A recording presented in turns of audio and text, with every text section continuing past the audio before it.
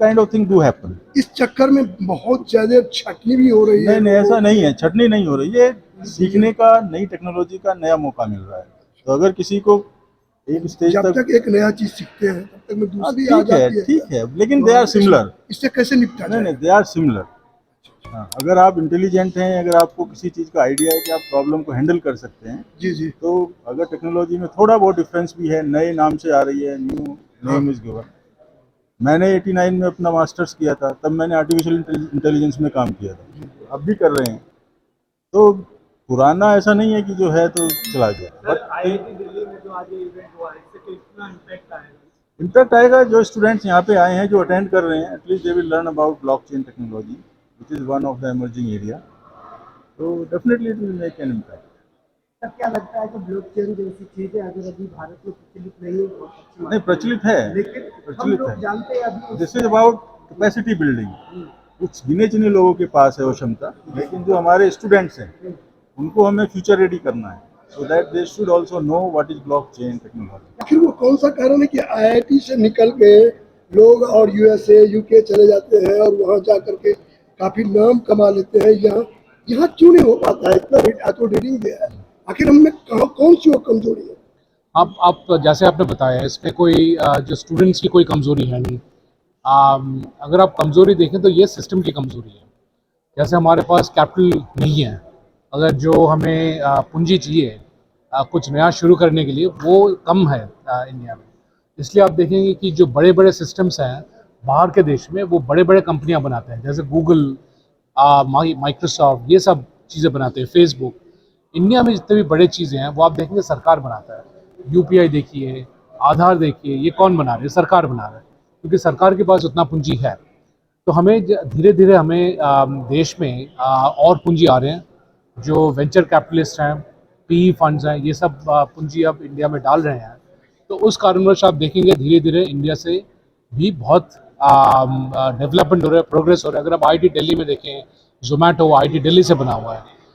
ऐसे काफ़ी सारे कंपनीज है, फ्लिपकार्ट है, वो आईटी दिल्ली से बना हुआ है। ये सारे कंपनीज फिर आईटी दिल्ली और बाकी जो एंटरप्रेन्योर्स इंडिया के वहाँ से आ रहे हैं, क्योंकि अभी उनके पास पूंजी आ रहा है जो पहले था नहीं।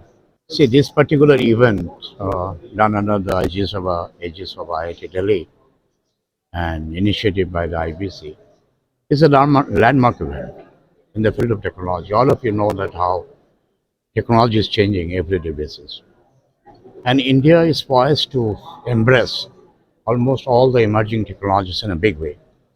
If you look at the government policies today, it's the most progressive vis-a-vis the technology. So therefore, the students who will constitute the future generation of the technology leadership should be able to understand, comprehend, and appreciate the inroad of the technology that is going to make to the society. Only they will be able to be in a position to contribute to the society at large. After all, technology doesn't mean it will give only the business solution. It has a lot of responsibility to the society as well. So a lot of societal problems can be very well solved by the new technologies. And this will be probably one of the key takeaway from them from this particular event. 7 दिन तक चलने वाले इस seminar में आज क्या जो हुआ है उससे छात्रों को बदलती परिवेश में क्या लाभ मिलेगा? रोज टेक्नोलॉजी आ रही है नई नई और उससे बड़ी परेशानी पैदा हो रही है, बताइए।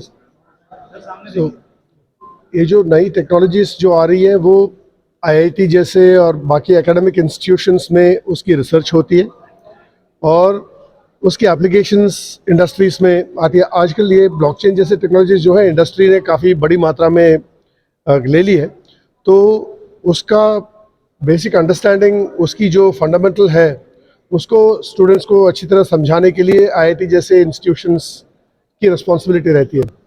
और आज जो प्रोग्राम शुरू कर रहे हैं ये ना केवल आईआईटी के स्टूडेंट्स हैं बट पूरे देश से और स्टूडेंट्स को भी इकट्ठे किया है। तो इंडस्ट्री और आईआईटी मिलके उनको ये बेसिक्स देंगे कि इस टेक्नोलॉजी का क्या उद्देश्य है और उससे क्या क्या हो सकता है, क्या क्या एप्लीकेशंस उसके हो सकते हैं। तो बच्चों के मन में अपने आप ही नए आइडियाज़ पैदा हो सकते हैं कि इस टेक्नोलॉजी को हम क्या कहाँ यूज़ कर सकते हैं, उससे हम क्या बिज़नेस शुरू कर सकते हैं। क्योंकि नई टेक्नोलॉजी है इसीलिए उसकी ग्रोथ भी बहुत तेज़ी से होती है। जैसे अभी बता रहे थे कि 2 साल इसमें एक्सपीरियंस जिनका है उनकी सैलरीज बहुत ही ऊंची मात्रा तक पहुंच जाती है, जो बस दूसरी टेक्नोलॉजीज में 15-20 साल के बाद ही पहुंचता है। तो ऐसी जो तेजी से बढ़ने वाली टेक्नोलॉजी है उसमें जो फंडामेंटल स्ट्रेंथ जो चाहिए, फाउंडेशन भूमिका जो चाहिए, वो ले करने की रिस्पॉन्सिबिलिटी इंस्टीट्यूशंस की रहती है, एकेडमिक इंस्टीट्यूशंस की। तो उसमें इसीलिए वो आईआईटी में होस्ट भी किया जा रहा है और कई सारे स्टूडेंट्स को इकट्ठे आईआईटी में बुलाया भी है। अध्यापकों यांत्रिकी अभियांत्रिकी का आज यहाँ पे जो हेल्थ का जो कार्यक्रम हाँ, किया है, हाँ। इससे क्या मैसेज देना चाहते हैं? इससे ये मैसेज देना चाह रहे हैं कि इंजीनियरिंग का जो डायमेंशन चेंज हो रहा है आज के उसमें परिवेश में, उसमें नई टेक्नोलॉजीज़ को समझना बहुत ज़रूरी है। हम ये पुराने इंस्टीट्यूशन होने के बावजूद भी जो नई टेक्नोलॉजीज़ के साथ में जो स्टूडेंट्स को अवगत कराना है वो बहुत ज़रूरी है।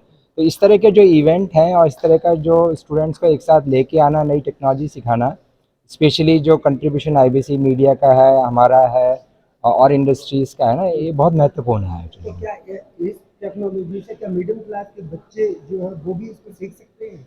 जी, टेक्नोलॉजी और बच्चों की क्लास का कोई रिलेशन है नहीं पहली चीज़ तो।